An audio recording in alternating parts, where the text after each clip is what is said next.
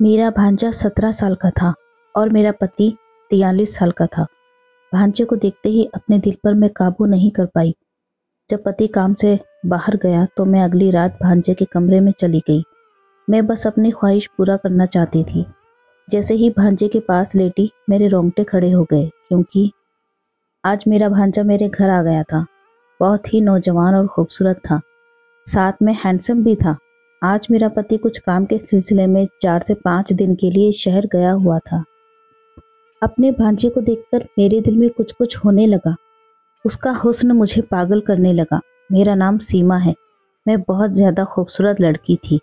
जब मेरी शादी तय हुई थी मैं 19 साल की थी और मेरा पति 42 साल का था। मुझे मेरा पति बिल्कुल भी पसंद नहीं था, लेकिन मैं कर भी क्या सकती थी। माता पिता की वजह से मुझे मजबूरन शादी करनी पड़ी। ना चाहते हुए भी मुझे वो रिश्ता निभाना पड़ा। लेकिन आज तक मैं अपने पति से ज़्यादा खुश नहीं रह पाई। मेरे अंदर एक अलग सी ख्वाहिश थी। खैर, मेरी ख्वाहिश तो ख्वाहिश ही रह गई। आज दरवाजे की बेल बजी तो मैंने फ़ौरन ही दरवाज़ा खोलने चली गई। सोचा कि हो सकता है पति आया होगा, लेकिन दरवाज़ा खोलते ही मेरी निगाह उस नौजवान लड़के को निहारती जा रही थी। वो था ही बहुत खूबसूरत। अगर कोई उसे देख ले तो उसकी निगाह उसके ऊपर से हटने से ना रहे। इतना ज़्यादा खूबसूरत था कि मैं अपने आप को खो बैठी। थोड़ी देर बाद मेरे पति का नाम लेकर पूछने लगा। थोड़ी देर बाद मेरे पति भी काम से वापस आ गए और घूरती हुई नज़रों से मुझे देखने लगे। मैं अपने घर पर अकेली रहती थी और मेरे पति के अलावा कोई नहीं था, इसलिए मैं दुपट्टा नहीं ओढ़ती थी। लेकिन जब उसकी नज़रों ने मुझे एहसास दिलाया तो मैं फ़ौरन एक दुपट्टे को ओढ़कर खड़ी हो गई। मैं हैरत से उस लड़के को देखे जा रही थी, क्योंकि इससे पहले मैंने कभी उसे नहीं देखा था। आज तक मेरे घर पर कोई इतना हैंडसम लड़का नहीं आया था। आखिर ये कौन था? थोड़ी देर बाद मेरे पति बताने लगे कि ये दूर के रिश्तेदार हैं जो रिश्ते में भांजे लगते हैं। उनका नाम समीर था। समीर ने एक भी नज़र उठाकर मेरी तरफ नहीं देखा था। जब से आया था नज़र झुकाए खड़ा था। पति कहने लगा, मुझे इसको यहाँ पर नौकरी दिलवानी है। जब तक इसको नौकरी नहीं मिल जाती ये हमारे साथ हमारे घर पर ही रहेगा और तुम्हारे साथ छोटे मोटे काम भी करा दिया करेगा। तुम्हारे हर एक काम में हाथ बटा दिया करेगा। जब इसको नौकरी मिल जाएगी तो समीर यहाँ से चला जाएगा। ये बात सुन के मुझे बुरा लगना चाहिए था, क्योंकि मैं घर पर अकेली ही रहती थी। पति तो हर वक्त काम के सिलसिले में घर से बाहर रहते थे। लेकिन अपने पति के इस फैसले से मैं बहुत खुश थी। मैंने कहा, आपने तो बहुत अच्छा किया। मुझे घर के काम में बहुत मुश्किल होती है और फिर जब आप बाजार से सामान लाना होता है तो मैं थक जाती हूँ। वो कहने लगे, हाँ, इसीलिए तो मैंने इसे यहाँ लेकर आया हूँ, ताकि तुम्हें बाहर ना जाना पड़े। तुम बाहर के सारे काम समीर से करवा सकती हो और घर के भी छोटे मोटे काम कर दिया करेगा। हमारा घर बहुत बड़ा तो नहीं था कि समीर के लिए कोई कमरा होता, इसलिए मेरे पति ने घर का स्टोर रूम समीर के लिए खाली कर दिया और मेरे पति ने समीर के लिए स्टोर रूम में रहने की व्यवस्था कर दी। फिर मेरे पति ने एक प्लेट में खाना डाला और समीर के स्टोर रूम में देने के लिए चला गया। जब वापस आया तो मुझसे कहने लगा कि जब कोई काम ना हो तो इसे घर में ज़्यादा घूमने फिरने मत देना, इसे कहना ये स्टोर रूम में रहे। मैंने कहा, ठीक है। न जाने क्यों मेरे अंदर एक अजीब सा एहसास जन्म ले रहा था। मुझे पूरी रात सुकून से नींद नहीं आई थी। आंखें बंद करती तो समीर का चेहरा मेरी आंखों के सामने आने लगता। न जाने क्यों बस मैं ही सोचती कि जल्दी से सुबह हो और मेरा पति घर से बाहर चला जाए। तो समीर का चेहरा मुझे दीवाना सा करके रख दिया था। समीर जितना जवान और खूबसूरत था आज तक मैंने किसी को नहीं देखा। बस मुझे हैरत ये थी कि कैसा अजीब शख्स था, इसलिए एक बार भी मेरी तरफ नज़र भर के देखा तक नहीं। अगले दिन सुबह मैं जल्दी उठ गई थी। मैं किचन में नाश्ता बना रही थी कि जब मेरे पति ने स्टोर रूम के दरवाजे पर गया तो समीर बाहर आ गया। मेरे पति ने कहा कि आ जाओ, घर का सामान लेकर आओ और अपनी मामी के साथ ज़रूरी काम करवा लो, फिर मैं तुम्हें बाहर ले जाऊंगा। ये सुनकर मैं परेशान सी हो गई। मेरा पति उसे बाहर क्यों ले जा रहा था? वो तो इसे जब तक काम ना मिल जाए यहीं पर रखने वाला था। मैंने गैस बंद करके बाहर आई। मैंने कहा कि आप इसे कहाँ लेकर जा रहे हैं? ये तो जब तक काम ना मिल जाए तब तक घर पर ही रहने वाला था। मेरी बात सुनकर मेरा पति कहने लगा, इसे जब मैं बाहर लेकर जाऊंगा तभी तो पता चलेगा ये कौन सा काम कर सकता है। जब मैं अपने साथ रखूंगा फिर इसको काम करने का आइडिया धीरे धीरे पता चल जाएगा। जब मैं शाम को घर वापस आऊंगा तो इसे भी अपने साथ लेकर आऊंगा और रात को भी तुम्हारे साथ जो काम होगा वो करवा दिया करेगा। ये सुन के मैं उदास हो गई। मैंने नाश्ता उदासी से बनाया। समीर किचन में आ गया, कहने लगा, मामी कोई काम है तो बता दे। मैं पलट के उसी की तरफ देखी। वो भी नज़र झुकाए हुए बात कर रहा था। जब उसने मामी कहा तो मेरे तन बदन में आग सी लग गई। मैंने कहा, मुझे मामी मत कहो, मुझे मेरा नाम लेकर पुकारो। मेरा नाम सीमा है। कुछ देर बाद नाश्ता करके आज मेरे पति समीर को अपने साथ लेकर चला गया। न जाने क्यों आज का दिन बड़ी मुश्किल से मैंने काटा था। ऐसा लग रहा था कि जैसे वक्त थम गया हो।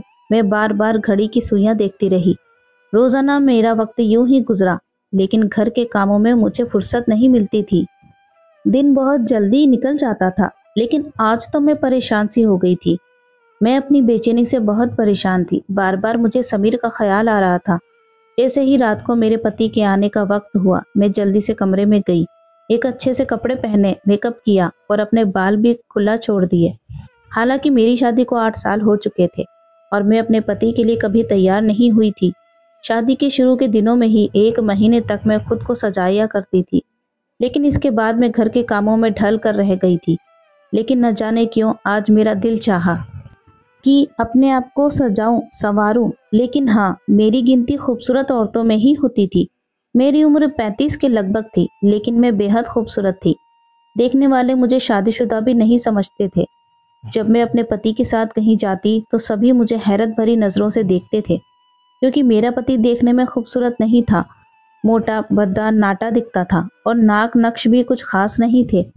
और मैं हसीन औरत थी। इसलिए मैं समीर की बढ़ती जवानी को देखकर मेरे अंदर एक अजीब सी ख्वाहिश फूट रही थी।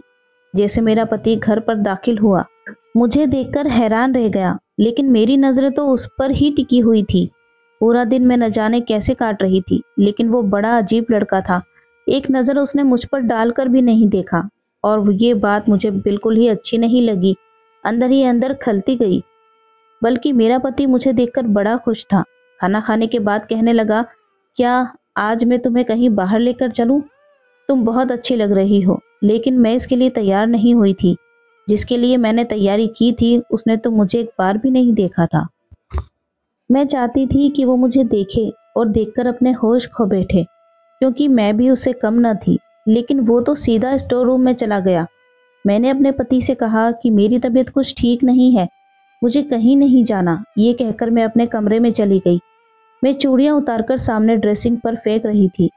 अपनी ज्वेलरी उतारी, बालों का जूड़ा बनाकर बालों में क्लेचर लगा लिया और कपड़े भी बदल लिए, मुंह भी धोया। किस तरह से समीर को मैं अपने पास खींचूं? मेरा दिल बहुत उतावला हो रहा था। मेरे दिमाग में अपने पति के ख्याल भी नहीं थे।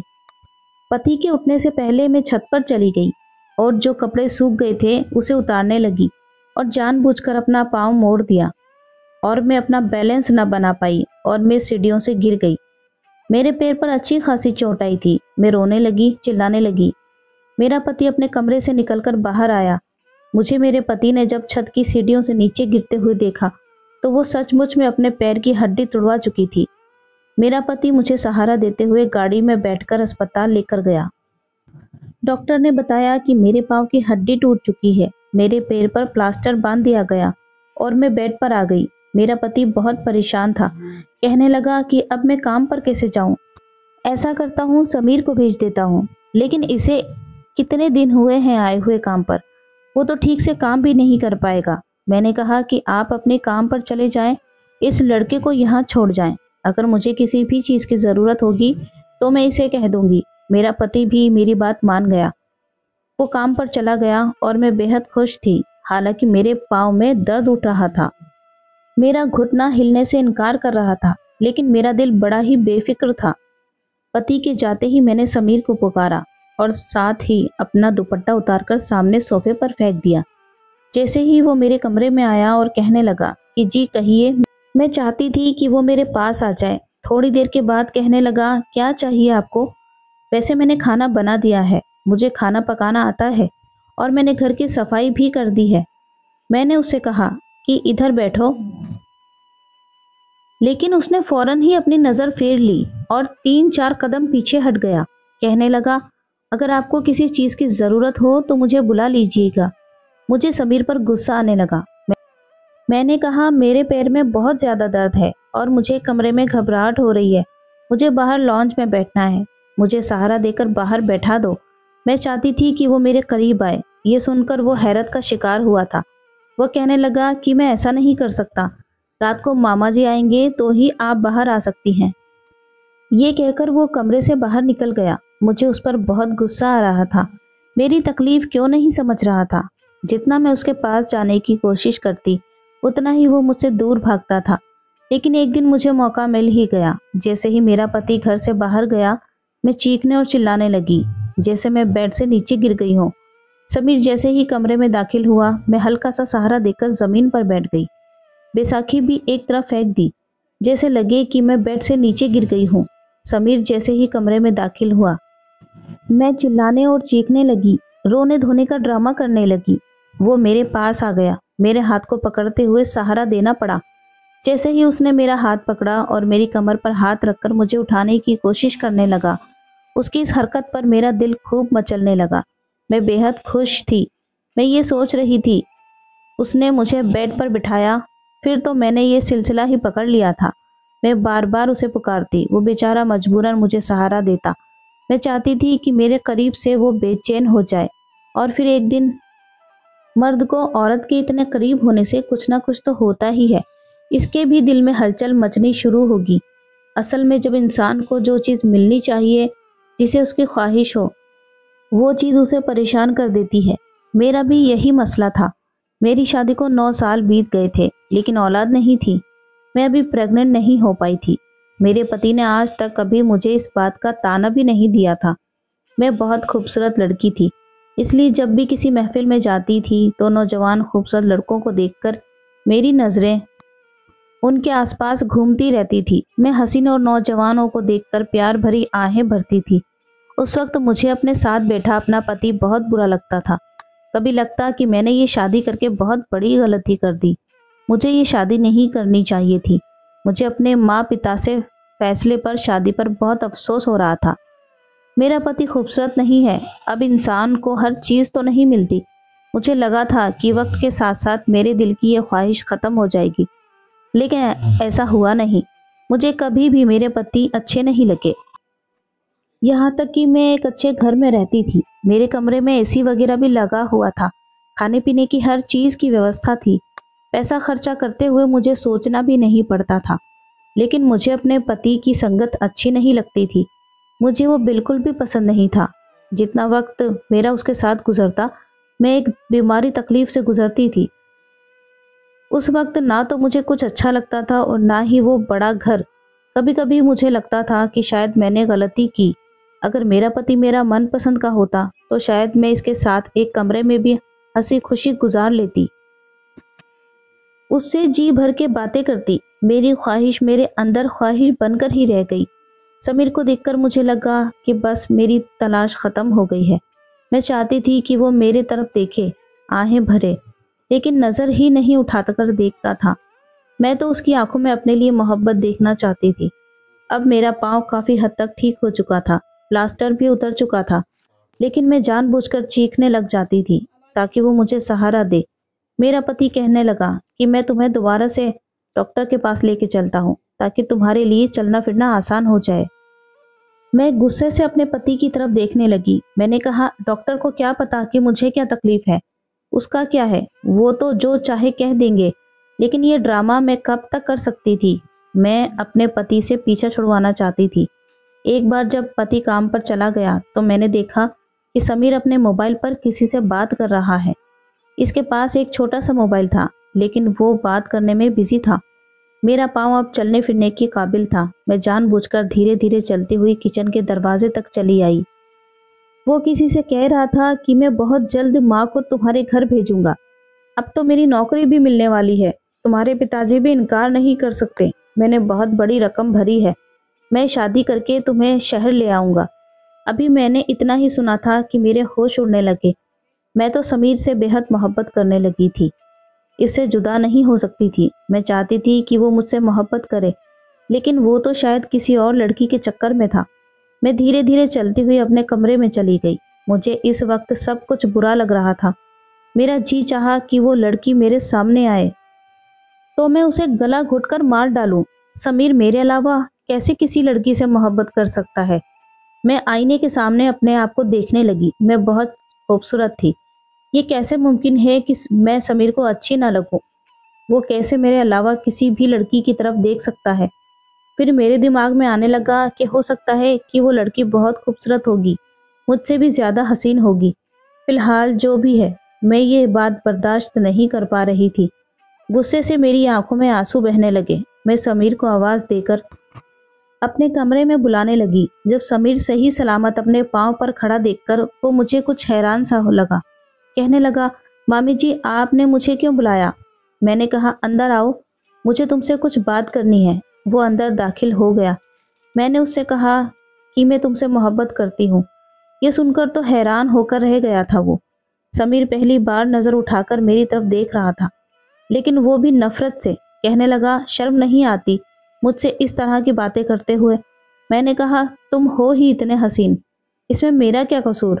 फिर मैंने अपने अलमारी से बहुत सारे पैसे निकाल कर समीर को दे दिए। ये देखकर बहुत ज्यादा हैरान हो गया।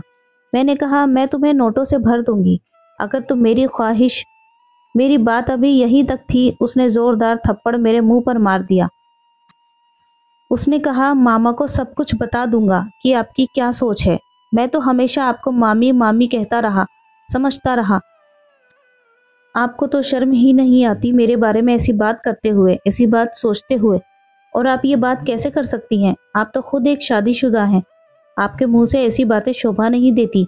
लेकिन मैंने भी गुस्से से कहा कि मैं कुछ नहीं जानती, बस इतना जानती हूँ कि मैं तुमसे मोहब्बत करती हूँ और मैं तुम्हारे प्यार में पागल हो चुकी हूँ। मुझे हर हाल में तुम्हारा साथ चाहिए और तुम मेरे अलावा किसी के साथ शादी भी नहीं कर सकते। अगर तुमने मेरे पति से कुछ भी कहने की कोशिश की तो मैं तुम्हारा बहुत बुरा हाल करूंगी। मैं समीर की दीवानी हो चुकी थी। मुझे उसके अलावा कुछ नहीं दिखता था। मैं भी चीखती चिल्लाती हुई उससे बात कर रही थी। थोड़ी देर बाद वो मेरे कमरे से चला गया। जब सुबह हुई तो मेरे पति से बात कर रहा था। मेरे पति से कहने लगा कि मैं अब अपने घर जाना चाहता हूँ। मैं यहाँ पर कोई काम नहीं कर सकता, मुझे नौकरी नहीं करनी है। मैं आज और अभी अपने घर के लिए निकल रहा हूँ। फिर मेरे पति कहने लगे, तुम ये कैसी बातें कर रहे हो? तुम्हें तो पता है ना कि तुम्हारी नौकरी मिलने वाली है, और वैसे भी तुम्हारे नौकरी के पीछे 2-3 लाख रुपए खर्च हो चुके हैं, और तुम नौकरी नहीं करोगे तो मेरा पैसा कैसे चुका पाओगे? लेकिन समीर ने गुस्से से कहा, मैं कुछ नहीं जानता, बस मुझे यहाँ पर नहीं रहना। उसने भी कहा, ठीक है, लेकिन 3-4 दिन तक तुम्हें मेरे घर पर ही रहना होगा, क्योंकि मैं कुछ काम से शहर जा रहा हूँ। जब तक मैं वापस लौट कर ना आ जाऊं तब तक तुझे मेरे घर पर ही रहना होगा। जब मैं घर वापस आ जाऊंगा उसके बाद तुम चले जाना। मेरा पति तो 4-5 दिन के लिए घर से बाहर जा रहा था। ये सुनकर तो मैं बहुत ज्यादा खुश हो गई थी, खुशी से झूमने लगी थी। मेरे मन में बस एक ही सवाल आ रहा था कि मैं इतने दिनों में अपने हर एक इच्छा पूरी कर सकती हूँ। समीर से हर एक तरीके से अपनी ख्वाहिश पूरी करवा सकती हूँ।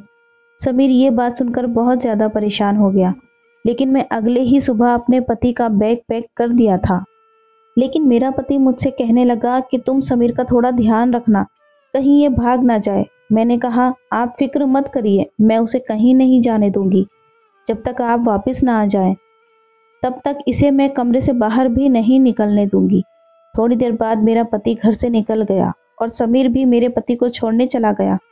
जब घर लौटा तो मैं पूरी तरीके से सजी सवरी समीर के सामने खड़ी हो गई, लेकिन उसने तो मेरी तरफ एक नज़र ही नहीं डाली।